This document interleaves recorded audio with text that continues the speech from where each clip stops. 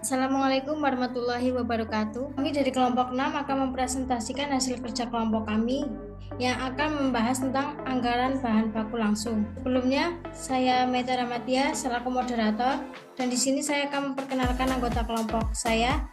Yang pertama ada Mbak Anissa Maulida, yang kedua ada Mbak Erisa Fajri Utami, yang ketiga ada Mbak Hafnia Siska, yang keempat ada Mbak Meka Ramatika, yang kelima ada saya sendiri Meta Ramatia, yang keenam ada Mbak Rika Oktaviani, yang ketujuh ada Mbak Susanti, dan yang kedelapan ada Mbak Tri Apriliani. Kita akan membahas pokok pembahasan.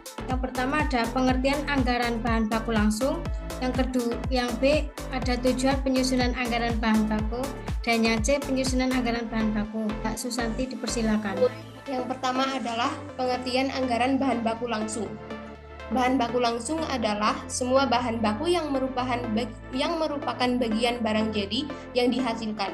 Biaya yang dikeluarkan untuk membeli bahan baku langsung ini mempunyai hubungan yang erat dan sebanding dengan jumlah barang jadi yang dihasilkan. Sehingga biaya bahan baku langsung merupakan biaya variabel bagi perusahaan. Tujuan penyusunan anggaran bahan baku. Yang pertama, memperkirakan jumlah bahan baku langsung. Yang kedua, memperkirakan jumlah pembelian bahan baku langsung yang diperlukan. Yang ketiga, sebagai dasar memperkirakan kebutuhan dana yang diperlukan untuk melaksanakan pembelian bahan baku langsung. Yang keempat, sebagai penentuan harga produksi, yakni memperkirakan komponen harga pokok pabrik karena penggunaan bahan baku langsung dalam proses produksi. Yang kelima, sebagai dasar melaksanakan fungsi pengendalian bahan baku langsung. Anggaran kebutuhan bahan baku langsung. Anggaran yang disusun untuk merencanakan kuantitas fisik bahan baku langsung yang dibutuhkan untuk keperluan produksi pada periode yang akan datang. Informasi yang tercantum dalam anggaran bahan baku langsung yaitu 1. Jenis produksi yang dihasilkan, 2. Jenis bahan baku yang digunakan, 3. Departemen produksi yang dilalui dalam proses produksi, 4. Standar usage rate, 5. Waktu penggunaan bahan baku langsung, dan yang terakhir adalah kuantitas produk jadi. Anggaran pembelian bahan baku langsung. Anggaran yang disusun untuk merencanakan kuantitas fisik bahan baku langsung yang harus dibeli pada periode yang akan datang. Informasi yang tercantum dalam anggaran pembelian bahan baku yaitu 1.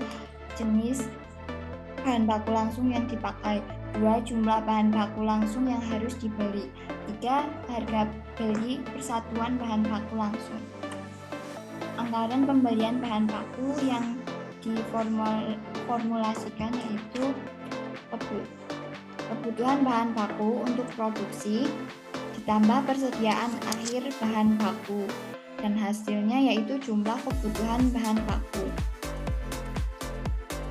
Kemudian hasil dari jumlah kebutuhan bahan baku dikurangi persediaan awal bahan baku, dan hasil akhirnya adalah pembelian bahan baku. Selanjutnya adalah dalam penyusunan anggaran pembelian bahan baku, hal yang diperhatikan adalah jumlah pembelian yang paling ekonomis, di mana menghitungnya dipertimbangkan dua jenis biaya yang bersifat variabel, yaitu yang pertama adalah biaya pemesanan atau ordering cost yang selalu berubah-ubah sesuai dengan frekuensi pemesanan, dan yang kedua adalah biaya penyimpanan atau cash cost yang berubah-ubah sesuai dengan jumlah bahan baku yang disimpan.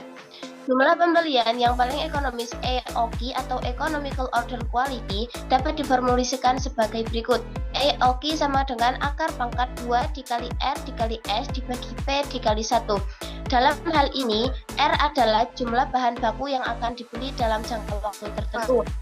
S adalah biaya pemesanan, P adalah harga per unit bahan baku, dan I adalah biaya penyimpanan atau persentase dari rata-rata. Yang ketiga, anggaran persediaan bahan baku langsung. Anggaran yang disusun untuk merencanakan kuantitas fisik bahan baku langsung yang harus disimpan sebagai persediaan. Pada dasarnya penilaian persediaan di kelompok A menjadi 2. Yang pertama, kebijakan FIFO atau freeze in freeze out. Yang kedua, kebijakan FIFO atau last in freeze out. Berdasarkan bahan baku yang harus tersedia untuk kelancaran proses produksi tergantung dari beberapa faktor seperti Yang A. Volume produksi selama periode waktu tertentu. Yang B. Volume bahan baku minimal yang disebut safety stock atau persediaan BC. Yang ketiga, besarnya pembelian yang ekonomis. Yang D. Taksiran perubahan harga beli bahan baku langsung di waktu yang akan datang. Yang E. Biaya penyimpanan dan pemeliharaan bahan baku langsung. Yang E. Tingkat kecepatan bahan baku langsung menjadi rusak. Kemudian yang keempat, anggaran biaya bahan baku langsung yang habis dipergunakan. Anggaran yang disusun untuk merencanakan nilai bahan baku langsung atau dinyatakan dalam satuan uang yang dipergunakan dalam proses produksi. Informasi yang tercantum dalam biaya bahan baku yang habis digunakan adalah 1. Jenis bahan baku langsung yang dipergunakan. 2. Kuantitas bahan baku langsung yang habis digunakan untuk produksi. Yang ketiga, harga per satuan bahan baku langsung. Yang keempat, nilai bahan baku langsung yang habis dipergunakan untuk produksi. Yang kelima, jenis produk jadi yang menggunakan bahan baku langsung. Dan yang keenam, waktu pemakaian bahan baku langsung. Saya kembalikan kepada moderator. Baik, terima kasih untuk yang sesi selanjutnya yaitu tanya jawab. Untuk teman-teman dipersilahkan. Saya Mbak izin bertanya. Baik, perkenalkan nama saya Ariska Nur Afifah, izin bertanya. Bagaimana anggaran bahan baku dapat membantu perusahaan mengidentifikasi potensi risiko atau ketidakpastian dalam pasokan bahan baku dan bagaimana resiko ini dapat dikelola? Begitu, Mbak. Jawabannya itu bahan baku diperlukan agar proses produksi dapat dilaksanakan dan berjalan dengan baik. Sebagai besar investasi perusahaan berada pada bahan baku, sehingga bahan baku harus dikelola secara optimal agar keuntungan perusahaan dapat maksimal. Ketidaksesuaian pengelolaan bahan baku dapat menimbulkan terjadinya resiko. Resiko yang terjadi dalam pengelolaan bahan baku muncul karena ketidakpastian kondisi yang harus dihadapi oleh setiap perusahaan di masa depan, termasuk juga ketidakpastian terhadap permasalahan bahan baku.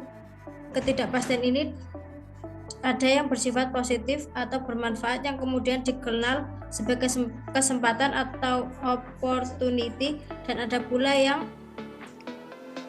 bersifat negatif atau merugikan yang kemudian disebut sebagai risiko atau risk. Untuk jawabannya apakah bisa diterima Mbak Hariska? Iya, bisa Mbak. Itulah hasil presentasi dari kami, kurang dan lebihnya kami mohon maaf. Assalamualaikum warahmatullahi wabarakatuh.